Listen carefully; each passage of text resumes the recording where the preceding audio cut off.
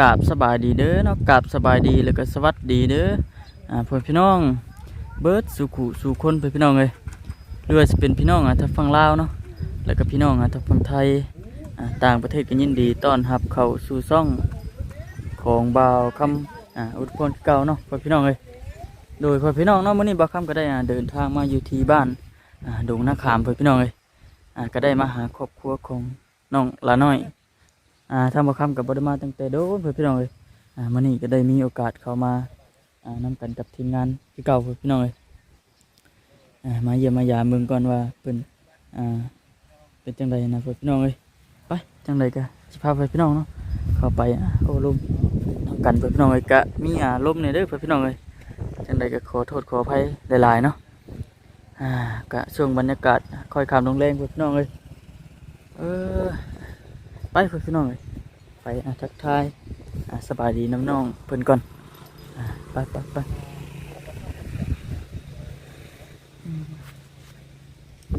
เข้าไปพร้อมกันกับวอจิตเพิ่นเลยพ่อพี่น้องเอ้ย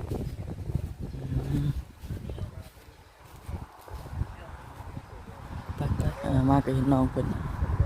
อยู่เพิ่นอยู่พี่น้องเลย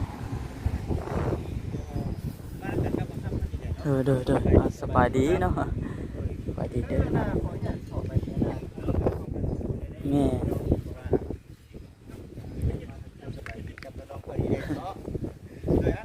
สบายดีเด้อเนาะสบายดีลมในน้องเอ้ยอยู่นี่เนาะขึ้นเทิงบ่ได้เนาะมีไม้เนาะไม่ได้เสียงดังรบกวนในน้องบ่แม่ลมพัดแม่พี่น้องอยู่เฮือนกับไผน้องเหรออยู่เฮือนกับน้องบ่โอ้ยทำเอาขึ้นก่อนไปขึ้นก่อนแม่งเด้อเนาะนี่ดิพี่น้องเอ้ยขออนุญาตขึ้นเด้อเนาะพี่น้องเอ้ยคือสิมีไก่อยู่เด้อนี่เนาะไก่จักโตนี่บ่เลี้ยงไก่คือเก่าบ่เนาะได้น้องเด้น้องเพิ่นได้ซะแม่นคือบ่เห็นเนาะเพิ่นมาแต่โรงเรียนบ่เมื่อกี้นี่มาแต่โรงเรียนบ่ให้เจ้าบ่ได้ไปโรงเรียนบ่ซั่นเอ้าเป็นจังได๋มาแต่งานน้องงูสาวนี่บ่เจอยังพิซซ่าบ่คือเดียวว่าอันน่ะยังเฮ็ดอยู่แล้วบ่ลมแท้บ่ลมเนาะยังจะปีได้น้องเว้ยรู้สึกว่าลมพัดมาได้บ่จิตนั่งจังนั้นก็ได้บ้านเฮานี่ชีหนาวๆได้บ้านเฮานี่เนาะให้น้องเพิ่นเฮ็ดยังน้องเพิ่นไปท่องน้ำหมู น้อง ไป น้ำบ่น้องพ่อพี่น้องก็เป็นจังได๋อยู่ดีมีแฮงอยู่บ่เพราะว่าบ่ได้มาโดนได้นี่เนาะบ่มาตั้งแต่โดนนะพี่น้องเอ้ยโดนเป็นจังได๋น่ะถ้าแม่เพิ่นได้อ่ะไปเฮ็ดงานไปเฮ็ดตั้งแต่กี้พุ่นบ่มาแล้วตอนเกี่ยวข้าวแล้วก็ไปอีกตอนเกี่ยวข้าวน่ะเพิ่นมาแม่นบ่โดยไปอยู่ไสอยู่สวรรค์หรือยังอยู่เอง อยู่เวียงบ่ครับโอ้เนาะเพิ่นพาเพิ่นมาให้อยู่บ่พระอยู่พามาอยู่เนาะเพิ่นเฮ็ดงานอันหยังก็บ่ฮู้ไปได้ตามนะบ่ได้ค่อยถามเพิ่นดิเราไปมีหมู่บ่ล่ะนี่ไปกันพี่น้องเอ้ยก็คือสีนั่นนี่เนาะแต่ว่าเมื่อนี้น่ะไปงานหนองหมู่แม่นบ่ไปงานหนองหมู่ก็เลยหยุดเนาะอยู่เทียนแล้วก็มื้ออื่นพุ่นได้เนาะก็คือมื้อนี้เนาะมาคำก็ยังคิดอยู่นะว่ามื้อเข้าโรงเรียนแท้ว่าว่ายันมาบ่พอเด้เนาะแม่เด้พี่น้องเป็นจังได๋เด้อเขาเด้อครับยังบ่เฮาซื้อเองนี่บ่แม่นข้าวเกี่ยวนี่แหละข้าวเกี่ยวในนาคือเขาเกี่ยวเฮานี่ได้จักสอบบ่ได้14ได้14สอบบ่คือ14สอบนี่เป็นจังได๋อันน่ะแต่เก่าน่ะมันจะเบิดอยู่ในช่วงไหนแต่เก่าเดือน6เดือน7อันนี้คือเฮาบ่ได้ขายเนาะกินอย่างเดียวพี่น้องเอ้ยเนาะสิได้พี่น้องเอ้ยเฮือนซานดันเป็นเพิ่นเนาะตะกี้แต่ก่อนก็คือว่าแน่แหละบัดนี้เป็นจังได๋บัดนี้เนาะนอนก็อุ่น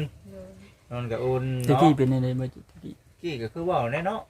หลังคาก็ฝนตกมาก็หัวเนาะ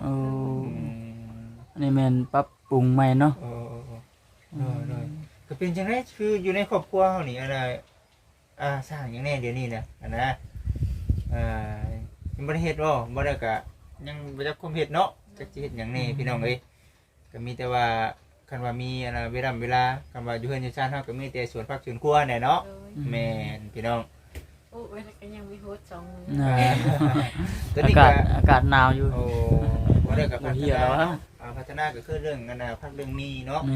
คันว่าเฮาสิสั่งสาอย่างอื่นบัดขึ้นอยู่กับงบประมาณเฮาเนาะ โดย เพราะว่าตอนนี้ก็คือทางแม่ไปหาเงินหาคำอยู่เนาะ โดย คืออยู่เพื่อนนี่อันน่ะ3 คนแม่นบ่เนาะ โดย น้องชายเพิ่นเป็นจังได ไปลิ้น น้องชายประเด็นแม่นบ่วันนี้ก็คือทางน้องเพิ่นก็เบิ่งแยงน้องแม่นบ่โอ้ทางเฮ็ดอยู่เฮ็ดกินแน่เนาะ อืม คือเฮ็ดหยังกินจังได๋แซ่บมื้อนี้ฮะได้กิน ซื้อแห้งมาแต่ตลาด โอ้ซื้อสินแห้งมาแต่ตลาดน้องบ่พี่น้องก็นี่เดี๋ยวพี่น้องให้ถามก่อนหั่นนะเพราะว่าเฮาก็บ่ได้มานี่ก็โดนแล้วเนาะโดนแล้วเนาะครับก็เรื่องอันน่ะเป็นจังได๋เรื่องรถเรื่องลาที่ว่าผู้ใหญ่เพิ่นซื้อให้นะ นั่งขี่ได้ป โอก เค ติ เนาะปกติอยู่ ใช้งานได้ปกติโอ้ โอ้ก็บ่ได้มีเรื่องหยังบ่ตั้งแต่มาแบบว่าอยู่ดีมีให้อยู่เนาะบ่ได้มีแบบว่ามักแบบนี้แหละพี่น้องเอ้ย อยากมีแบบนี้แหละเนาะเพราะว่าอยากได้ยินคำแบบนี้แหละนะเพราะว่าเฮาก็บ่ได้มาโดนหลายอย่างแบบว่าอันนั้นเป็นอันนั้นอันนั้นเป็นอันนั้นเพราะว่า เป็นยัง เนาะกันว่าอยู่ดีมีให้นี่ก็ดีใจเนาะ แม่นแม่น คือเฮาเองก็มาถามไทยคือบ่ได้มานี่ก็โดนพอสมควรนั่นแหละนะ ก็อยู่ห้องบ่ได้ก็น้องห้องบ่ มาเจ็บ ห้องบ่เจ็ดได้นมบ่ครับ อืมปีนี้ก็จบแล้วเนาะแม่น จบปีนี้แล้วแล้วก็ข้างเบิ่งบัดนี้เนาะกันว่ามีงบประมาณเฮาก็สิไปเรียนต่อแม่นบ่ อืม กันว่าบ่มีก็คือสิได้ จบ หาเงินหาค่ำอยู่บ้านเฮานี่แน่เนาะ อืม บ่จิตเองก็เคยอยู่พี่น้องเนาะ แม่น เคยเรียนจบอยู่แต่ว่าฐานะครอบครัวของบ่จิตก็บ่มีเงินแน่แล้วก็บ่มีคนอยู่นำทั้งพ่อทั้งแม่แน่พี่น้อง แม่ เอ้ย น มีหลายกรณีทางบ่จิตเองก็ได้สิที่ว่าไปต่อบ่ได้หั้นนะสำคัญที่สุดก็จะเป็นเงินเนาะจักได้น้องหน้าน้อยเนาะมีเงินอยู่จัง บ่มี บ่มีบ่ย่านว่าน้องพ่อพี่น้องอันนี้มันก็ขึ้นอยู่กับวาสนาพี่น้องเอ้ยกันว่ามีเงินมีคำกันว่าบุญวาสนามีก็คือสิได้ไปเรียนต่อเนาะน้องเนาะก็มีแต่ว่านี่มื้ออื่นนี่ไปปกติแม่นบ่ โดยปกติ เป็นงานปกติพี่น้องก็โชคดีเด้อซะเนาะมื้อนี้เนาะได้อันน่ะยังก็บ่ครับ มาพบ แม่นเพราะว่ามื้อนี้ก็มาแต่น้องคือกันมื้อนี้ก็ได้มาแต่งานน้องคือกันก็เลยมาทางทีมงานเฮานี่แหละเป็นการเรื่องอุปกรณ์การเรียนนี่คือถือว่ามีอยู่น้องๆเนาะก็บัดนี้สิถามแล้วบัดนี้เนาะการเปลี่ยนแปลงในครอบในครัวนี่แหละพี่น้องเรื่องไก่เฮาได้จักโตไก่กัน ไม่หลาย ฮะ หมด30ตัว ประมาณ30ตัวได้ โอ้เหมือนลายครับเนาะ โอ้30ตัวนี่ถือว่า มันไปหากินบ่ เอ ได้ โอ้ อ 30ตัวได้พี่น้องโอ้หลายเนาะว่าหลายกว่า หลาย นี่ ใช้ตัวน้อย ยังตัวน้อยบ่มีแต่ว่าเลี้ยงแน่น้องเอ้ยมีอยู่บ่แม่ค้าเพิ่นน่ะมาถามชื่อตามเนี่ยคือข้อไก่เฮานี่อยู่จังไดครับอยู่ตาราง มันนอนตลาดอย่างนี้แบบเปล่าสิทอดดินเลยยังไม่ทอดแล้วเป็นให้เพาะกั อื น มมันหากินธรรมชาติบ่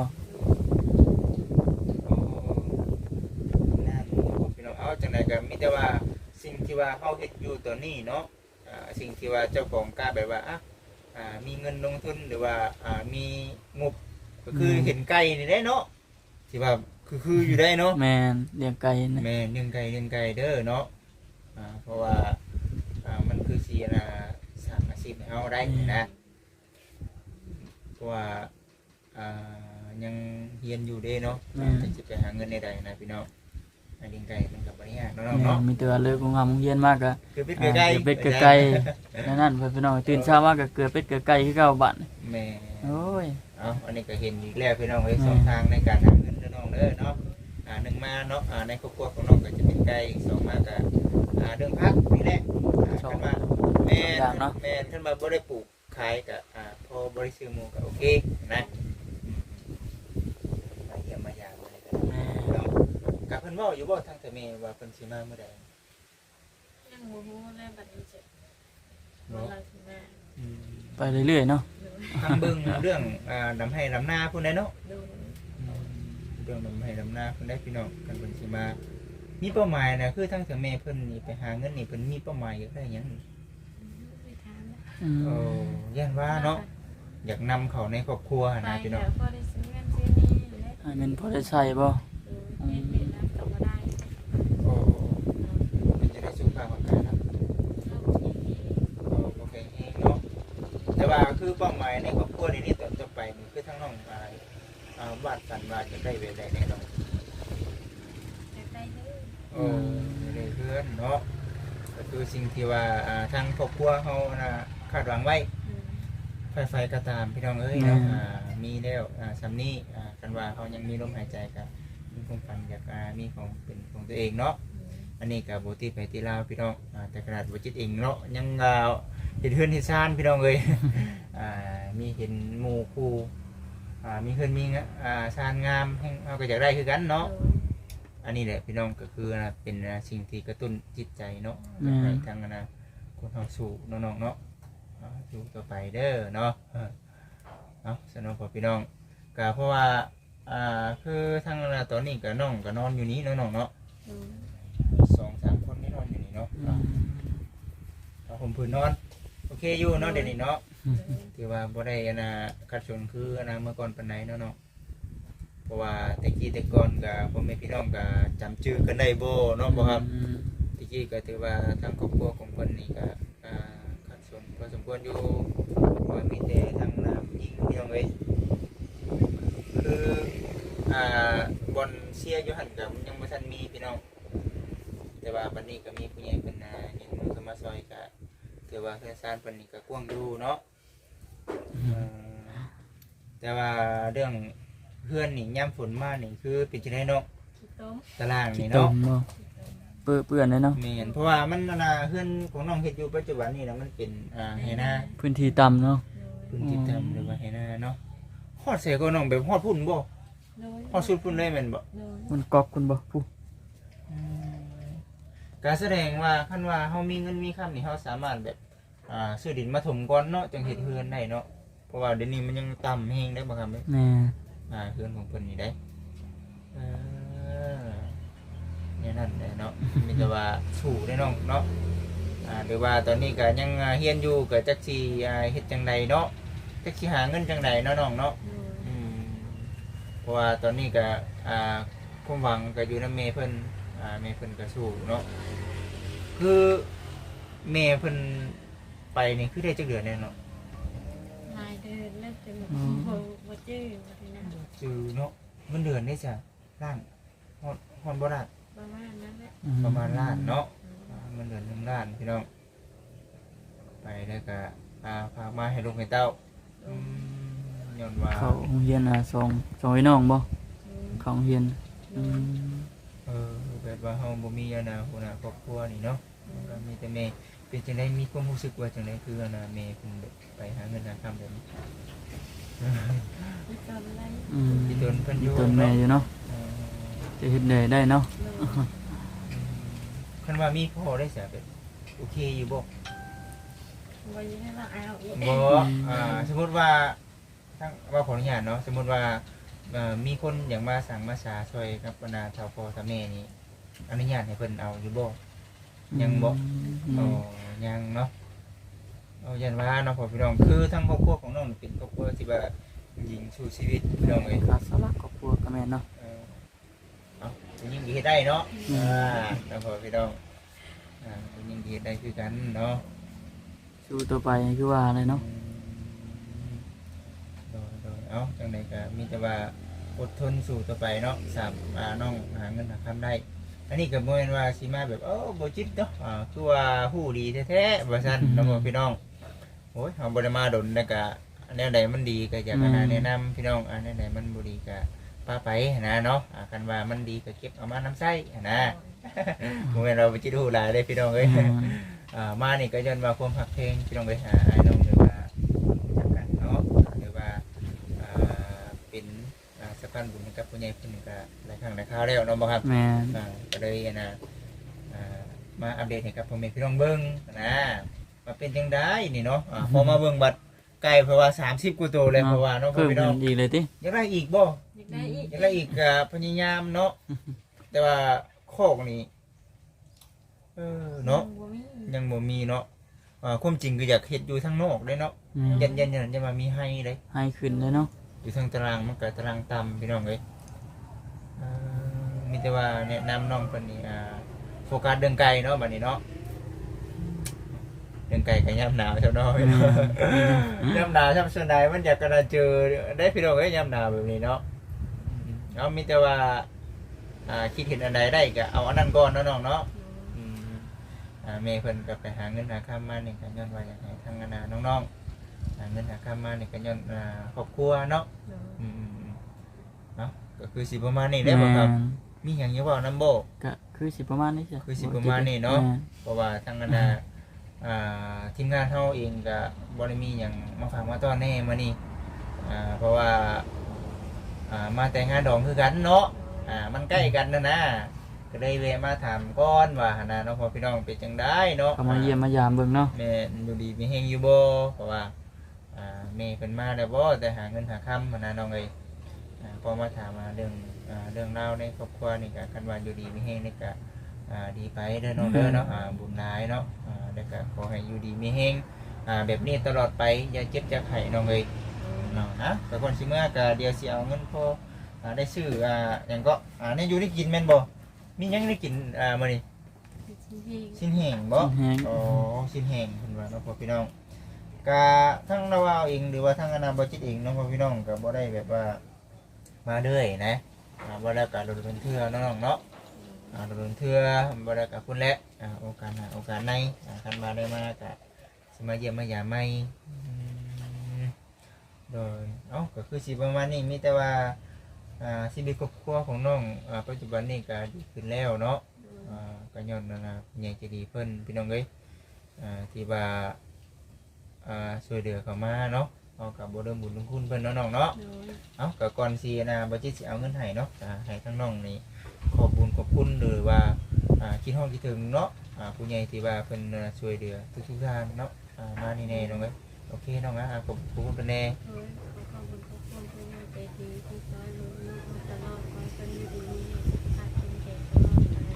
โดยสาธุน้องพี่น้องอันนี้คือถึงที่ทำอะไรก็ตามเนาะคือทั้งบุจิตเองก็คือกันในพี่น้องกันว่ามีผู้ใหญ่เป็นเสยเป็นนี่ก็จื่อจำบ่มีวันลืมเนาะน้องเนาะโอเคเป็นเรื่องของไอเองนี่แหละโอเคโดยอยู่ดีมีแห้งได้เด้อโอเคอยู่ดีมีแห้งสบายดีไปบ่คำเอ้ยบัดนี้เนาะก็คือสิได้ขอตัวเมื่อได้พี่น้องจังได๋ก็อยู่ดีมีแห้งตลอดปีแล้ว บรรยากาศคอยคำลงแรงเพื่อพี่น้องเลยพี่น้องเลยจะได้ขอตัวจบคลิปเพียงเท่านี้เพื่อพี่น้องเลยจังไดก็ต้องกราบขอบคุณเพื่อพี่น้องเนาะเบิดสุขคนที่เข้ามากดติดตามแล้วก็รับชมคลิปของบ่าวคำเนาะแล้วก็บ่ขามโฆษณาของบ่าวคำไปเนาะพี่น้องท่านี้เนาะบ่าวขอให้เพื่อพี่น้องอยู่ดีมีแห้งเบิดสุขคนเด้อเนาะปรารถนาสิ่งใดก็ขอให้ได้ดังใจปรารถนาเพื่อพี่น้องเลยบ่าวคำก็คือสิได้ขอกล่าวคำว่าสบายดีเพื่อพี่น้องบ๊ายบาย